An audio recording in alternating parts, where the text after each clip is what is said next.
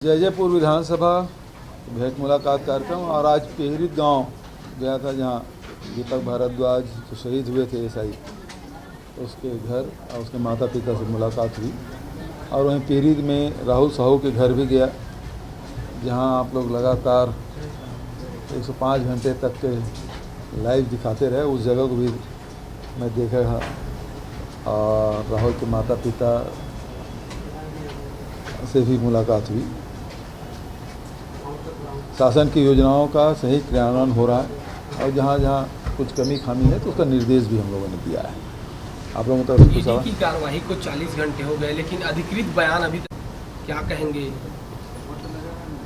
उनको जारी करना चाहिए, अब इस वक्त यही कह सकता हूँ मैं। सर, प्रधानमंत्री नरेंद्र मोदी ने कहा है गुजरात को लेकर कि कांग्रेस को हल्के में न ले और चुपचाप अपना काम कर रही है। उनका ये बयान किस परिप्रेक्ष्य में? इसका मतलब ये है कि दो अर्थ निकल रहे हैं।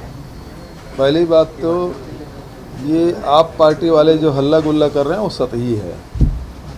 दूसरी बात ये है कि कांग्रेस पार्टी जो काम कर रही है उससे भारतीय जनता पार्टी घबराई है। जो अंडरग्राउंड काम कर रहे हैं, जिस प्रकार से प्रधानमंत्री का बयान आया है, तो मुख्य चुनौती जो है प्रधानमंत्री जी कांग्रेस पार्टी को मान रहे हैं। आप हिमाचल में जा रहे हैं? सर, न्यूक्लियर वार चल रहा है, रमन सिंह भी सराहनीय अंदाज में ट्वीट कर रहे हैं, आपने भी ट्वीट किया है। तो पहली बात तो ये है कि मैंने कल आप ही बात किया था कि उन्होंने आरोप लगाया था और प्रेस विज्ञप्ति उसका है कि ये सोनिया गांधी की एटीएम है। यही है ना उसके प्रेस विज्ञप्ति? गलत बोला हूँ? और दूसरा उन्होंने कहा 25 रुपया कोयले में प्रति टन कमीशन लेते हैं। ये दो लाइन है। मैंने कहा इसको प्रमाणित करिए।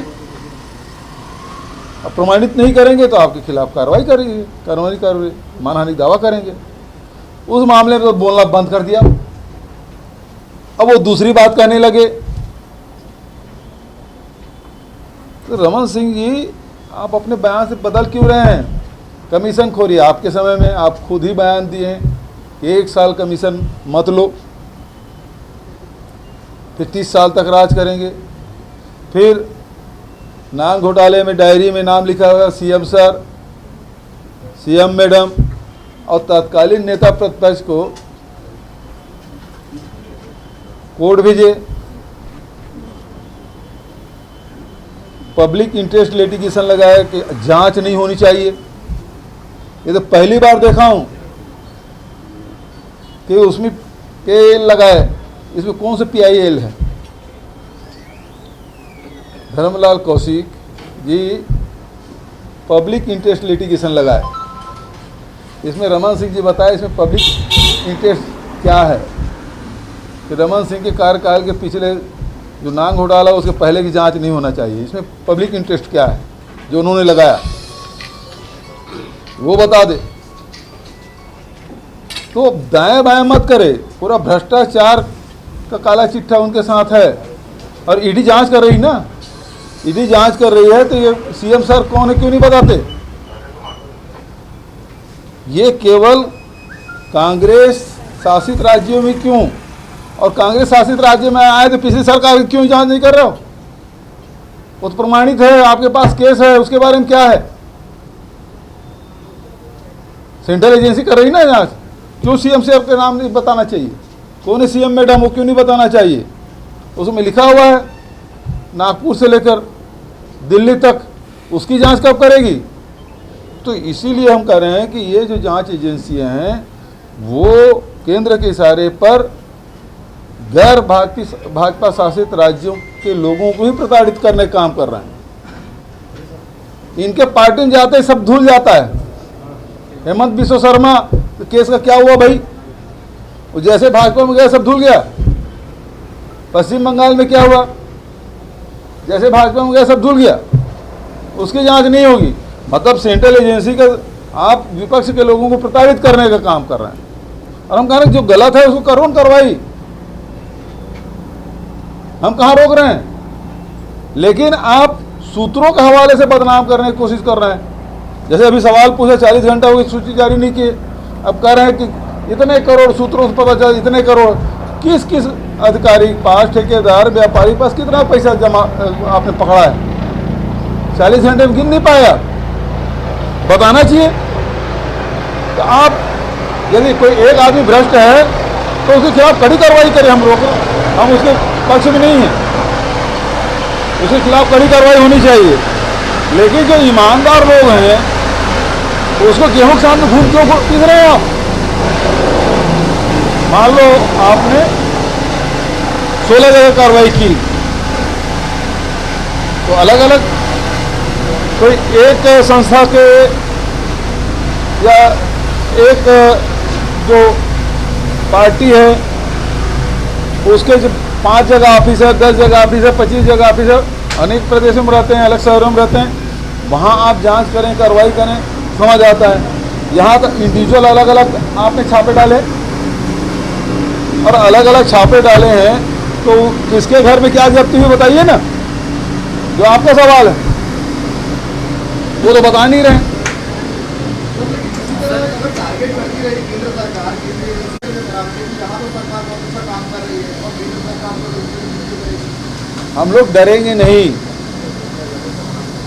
हम लड़ेंगे, जनता के साथ हैं, जनता पे विश्वास हमको है। और ये सेंट्रल एजेंसी का दुरुपयोग करके रमन सिंह जी ईडी का प्रवक्ता बने घूम रहे हैं, उनको बताना चाहिए किसके घर में क्या मिला।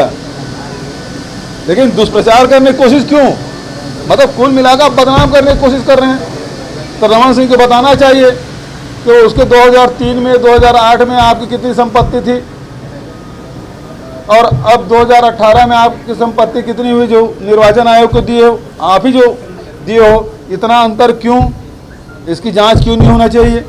प्रधानमंत्री कार्यालय में शिकायत की, क्यों जांच नहीं हो रही है? वो तो ऑन पेपर है, पनामा में उसका नाम आया उसके लड़के का, क्यों जांच नहीं होना चाहिए? जैसे लोकसभा चुनाव लड़ा, जिस कंपनी में काम कर रहे थे उससे पहले खूब पैसा आ रहा था, जैसे लोकसभा चुनाव हुआ अब डायरेक्टरशिप छोड़े, पैसा आना बंद, तो भैया मनी लॉन्ड्रिंग तो वहाँ हो रहा है, विदेशों से पैसा आया, क्यों जांच नहीं कर रहे हैं?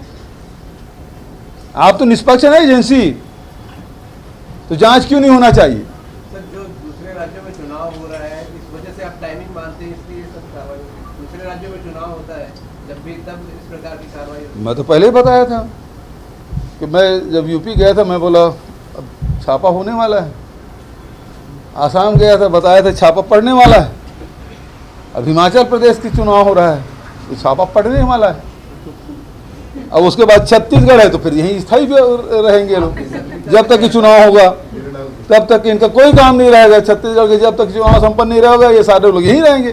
सर, ये एमएसपी पर आप लोग पहली बार उड़द और मूंग खरीदने जा रहे हैं, क्या कहेंगे? किस तरह हम तो की सभी आप- सामान के कोदो, कुटकी, रागी, मक्का, गन्ना, धान, सुगंधित धान और उसके बाद 65 प्रकार के लघुन उपज सबका समर्थन मूल्य खरीदी कर रहे हैं। भारत सरकार इसी का अनुसंधान कर ले।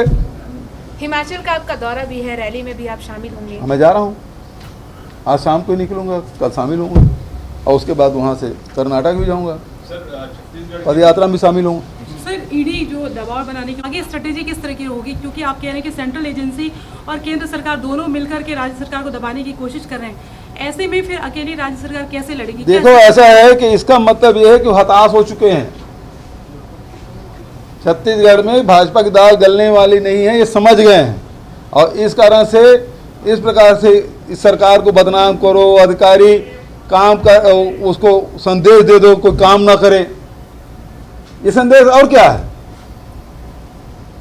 अधिकारी कि हाँ आप छापा डाल रहे हो तो भ्रष्ट है, उसके खिलाफ कार्रवाई करो, हम उसको बचाओ नहीं है, लेकिन ये संदेश देने की कोशिश कर रहे हो बार बार कि तुम काम मत करो।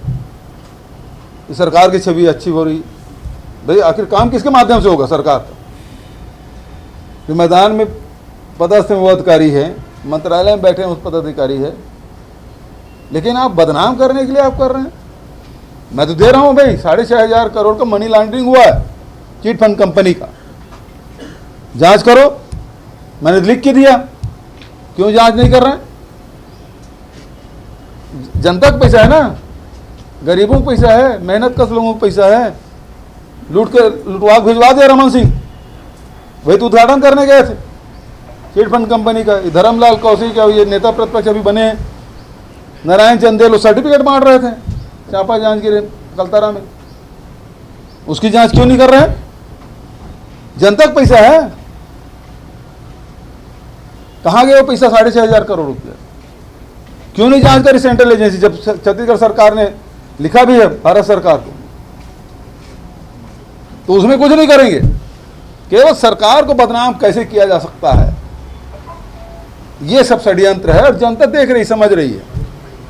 सर जिस करेंगे सर आगे। तरीके से अलग अलग राज्यों में जब चुनाव होता है उसी टाइम छत्तीसगढ़ में छापे पड़ते हैं, तो क्या ये मुख्यमंत्री भूपेश बघेल की सक्रियता के कारण ऐसा होता है? नहीं, मेरे यहाँ नहीं हो रहा, ऐसी बात नहीं है। पश्चिम बंगाल में पड़ता है, झारखंड में पड़ता है, जो गैर भाजपा शासित राज्य है वहाँ सब ये लोग कार्रवाई करते हैं। छत्तीसगढ़ में जिलों की संख्या बढ़ गई है, तहसीलों की संख्या बढ़ी है और बच्चे जो है पुराने ही पढ़ रहे हैं, तो इसलिए वो हो जाएगा शिक्षा विभाग। सर छत्तीसगढ़ के बिजली संयंत्रों को एक बार फिर से रैक देने से मना कर दिया है रेलवे ने, और जिसके कारण जो कोयला उत्पादन उसमें होता है, बिजली आना है, वो नहीं हो पा रहा है। कोयला तो कोयला खदान उतना है, संयंत्र उतने हैं, नया संयंत्र तो लगे नहीं है, फिर भारत सरकार कोयला पूर्ति क्यों नहीं कर पा रही है? कहाँ जा रहा कोयला छत्तीसगढ़ का? सवाल तो यही है।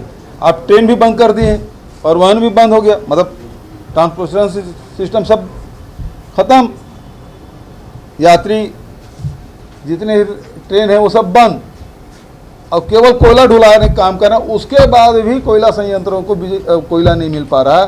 ये कौन सी नाकामी है? इसके बारे में कौन जवाब देगा? इसके बारे में मौन क्यों है? भारतीय जनता पार्टी के लोग हर चीज़ में बयान देते हैं, अब इसमें इस मामले में बयान क्यों नहीं देते?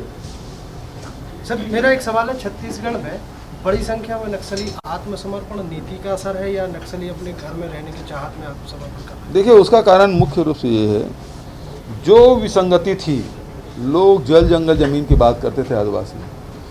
दूसरी बात यह है कि पिछली सरकार में उनको क्रश करके रखा था, आदिवासी को नक्सली समर्थक मान के उनके साथ व्यवहार किया जाता था। हमारी सरकार बनी तो उसको अधिकार संपन्न बनाया, हमने लोहानी घोड़ा की ज़मीन वापस किया, फॉरेस्ट राइट के तहत पट्टा देना शुरू किया, लघु उपज तेंदुपत्ता 2,500 से 4,000 रुपये कर दिया, लघु उपज की कीमत समर्थन मूल्य घोषित कर खरीदी की व्यवस्था की, वैल्यू एडिशन किया, शिक्षा और रोजगार के साथ साथ स्वास्थ्य भी, हाट बाजार क्लिनिक योजना, स्कूल जो 260 बंद थे उसको फिर से शुरू किए। तो लोगों का विश्वास सरकार के प्रति, और इसके कारण से अब नक्सलियों के पास अब मुद्दा रहा नहीं। जैसे जैसे समय बीतते जा रहा है, मुद्दा उनके समाप्त होते जा रहे हैं, और इसके कारण से उनको भी लगता है कि सरकार अच्छा काम कर रही है, और इस कारण से आत्मसमर्पण भी कर रहे हैं।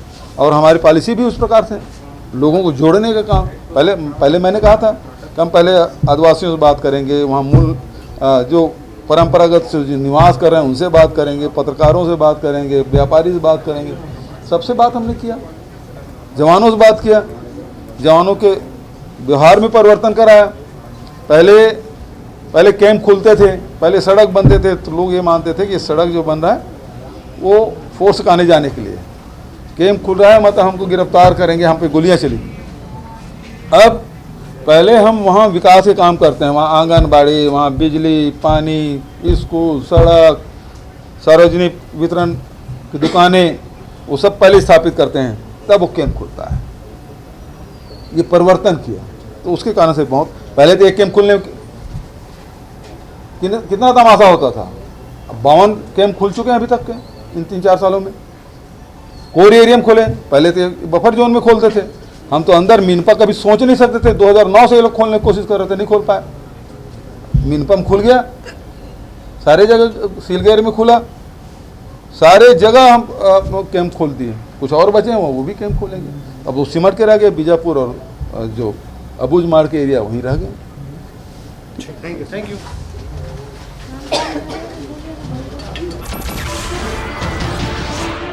नमस्कार, मैं हूं मानक गुप्ता। अगर आपको हमारा ये वीडियो पसंद आया हो तो इसे लाइक और शेयर जरूर करें, और हाँ, हमें सब्सक्राइब और फॉलो करना ना भूलें, ताकि आप देश और दुनिया की कोई खबर मिस ना करें। तो जुड़े रहिए हमारे साथ और देखते रहिए न्यूज़ 24।